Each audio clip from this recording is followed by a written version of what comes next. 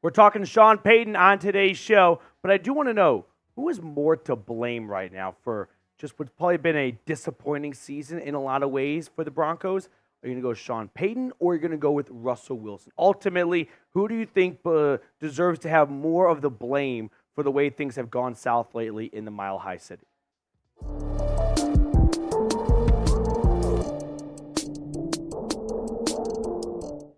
It is getting spicy in Denver because now we have former players of the Broncos calling out their old head coach, Shawn Payton, online. So we're going to break it all down on this edition of the Broncos Breakdown. Matthew Peterson here, reacting to ESPN's Ryan Clark's comments on Shawn Payton, which kind of led to a snowball effect of other players chiming in on the conversation. But let's start at the beginning. Here's what Ryan Clark had to say on Shawn Payton. Let's be honest. Shawn Payton has behaved as a thug since he became the coach of the Denver Broncos. Immediately when he gets in the building, he starts to undercut Russell Wilson personally and professionally from his first press conference on. I don't believe there was a thing Russell Wilson could do to make Shawn Payton like him. I think from a personality standpoint, it was a bad match. I think schematically, it was a bad match. But my point is this. Let's hold Shawn Payton to some sort of professional accountability. His behavior as the head coach of the Denver Broncos is unacceptable. If I'm the Walton family, I do not want somebody representing me this way. And I don't totally disagree with what Ryan Clark said. Listen, Ryan's not in Denver. We're not in the Broncos headquarters during practice each week. Let's not pretend like we really know what the relationship was like between Russell Wilson and Shawn Payton from the day Shawn Payton was hired. Because I remember seeing some pretty nice things about Shawn Payton wanting to work with Russell Wilson back when Russell Wilson might have been traded from Seattle to New Orleans. So if the personalities were a horrible mismatch, I don't think those glowing endorsements from a few months to a few years ago would have ever existed. Now, has Shawn Payton been a thug? That seems like a bit of a stretch. Has he been a bit of a bully? I mean, kind of, right? He went in there and he takes national interviews with USA Today to bash on Nathaniel Hackett. He has definitely walked to the beat of his own drum, and he has not asked questions to anyone. He is calling all the shots. So, thug, no. Dictator, a little bit. But listen, Bill Belichick has been a dictator in New England for a long time, and they've got 6 Super Bowls out of it. So in football, that's not the worst thing in the world if you've got a good dictator, if those ever exist. But I don't totally disagree with what Ryan Clark has to say, but I'm definitely not as extreme as Ryan Clark was. But we had that quote make its way over to social media, and ESPN shared it on their Instagram, which was then, well, I looked in the comment section, and we've got Kareem Jackson replying to that saying, "The truth, RC. The truth, Ryan Clark." And then Randy Gregory replying to K-Jack saying, "All facts."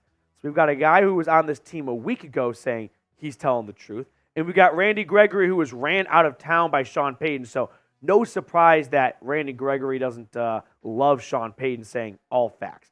Both of these players were ultimately moved on from as a decision made by Shawn Payton. So I'm not shocked that either of these players are head over heels in love with SP.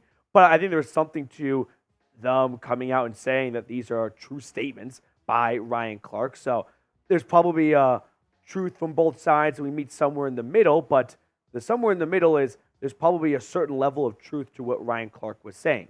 Ultimately, I think Russ has become a scapegoat for too many of the issues in Denver. But by no means am I going to stand here and act like Russell Wilson has no blood on his hands for what's been a very frustrating offense for long stretches of this season, right? Denver is 7-8 right now. Let's not act like the Broncos are a winless team right now. To be 7-8 after winning 5 games last season, I would call that improvement. Shocking, I know. So if your expectations were this team wins 9 or 11 games, then yeah, you're going to be disappointed, but you probably had too high of expectations. But ultimately, people are going to go back and forth. This fan base is going to be 100% split on what to make of Russell Wilson in 2023 because the box scores say he's not too shabby, but we all know that quarters 1 through 3 are disaster. And then he kind of pulls a rabbit out of a hat in the fourth quarter, and he finds Cortland Sutton 40 yards down the field. And I wouldn't say it pads the stats a little bit, but it definitely boosts the numbers from what was a hideous start to the game. So ultimately, I think there is blame to go on both sides. I think people are probably being a bit too harsh on Russell Wilson as the sole reason for some offensive failures this year. But I don't think this football team was going very far in the future with Russell Wilson at the quarterback position. Now, we're going to talk more about this in just a second, so don't go anywhere. But today's show was made possible thanks to Prize Picks. It's daily fantasy made easy. The way Prize Picks works is you pick 2 to 6 players and then choose more or less on their projected stats. Now, I love my winners, but I also want to be honest with you guys and be transparent and show you my selections from last week, where I took the more on Justin Fields' passing yards. Ultimately, that did not hit, but the more on Kyler Murray's passing yards did. So you can go as simple as 2 players all the way up to 6 players where you can win up to 25 times your money. So go to prizepicks.com/CLNS and use code CLNS for a first-time deposit match up to $100. That link is in the comments and description of today's video. Prize Picks. Daily fantasy sports made easy. So when you look at Russell Wilson's stats this year, no one looks at those numbers and go, now that's a guy you got to bench. 26 touchdowns, 8 interceptions. Now, to play devil's advocate, he's got 26 touchdowns because the Broncos' run game in the red zone has been atrocious this year. I mean, they didn't get their first or second rushing touchdown for quite some time. So Russell Wilson's got a lot of short red zone touchdown passes, which, hey, it's still 6 points. It doesn't matter which way you slice it up. But I don't think Russell Wilson has been as good as a 26 to 8 touchdown to interception ratio might indicate a quarterback would be most seasons. Let's look at some of the advanced stats. We're going to just nerd out for a second. Just stick with me. Russell Wilson's total yards, 3,070, 18th in the NFL. Not doing an excellent job of moving the ball down the field. But let's take it a step further.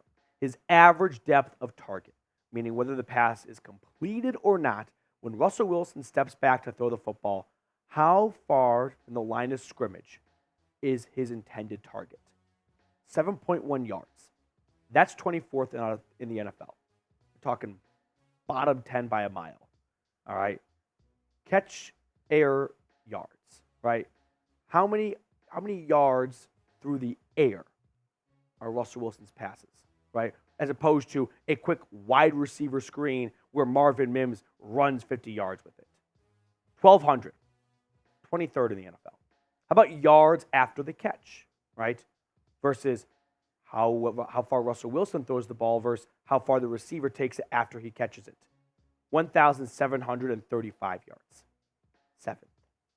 So his receivers are doing a lot of the heavy lifting for Russell Wilson's yardage, and his average depth of target is 24th out of 31 qualifying quarterbacks. Russell Wilson is running a high school offense. Like, that's what the takeaway is here, is that he's not doing anything special down the field for the most part, and we're not seeing him elevate the offense. Russ's replacement, I'll say this much, better take this offense to the moon if Shawn Payton decided to pull the trigger on an $85 million dead cap hit just to get rid of Russell Wilson. Like, if he truly believes this offense is barely 7 wins worthy because of everything else because of what everyone else has done compared to Russell Wilson's contribution to the offense, and a new quarterback would have this team at 10 or 11 wins, then sure, I guess an $85 million dead cap hit is worth it if next year you have a quarterback who takes you to the postseason and wins you a game or two at the least. But if you trot out in 2024 a new quarterback that's got similar production and the offense does not look 2 to 3 times better, you paid $85 million to get a guy off your roster for your offense not to even improve or improve marginally, that is unacceptable. Now, I do want to know, who will start at quarterback week 1, 2024? Shoot your shot down below in the comment section. I'm going to set a reminder for September 2024 to come back to this video and see if anyone got it right, because it's really anyone's guess. If I had to make a prediction, what about Jarrett Stidham? Like, Shawn Payton gave Jarrett Stidham a pretty lucrative contract for a guy that had 2 career starts going into free agency. If the Broncos do draft a quarterback, I think there's a very real chance that Jarrett Stidham over the next 2 weeks might show enough to believe that he could be the starter going into training camp and thus hold on to the job at least until week 1. And maybe a rookie overtakes him at some point in the season. But I think Jarrett Stidham would probably be the favorite to start week 1 of next year. All right, that's going to do it for us on today's show. Thank you so much for tuning in. If you have not subscribed to the channel yet, please go ahead and do so. Lock yourself in for the best Broncos coverage.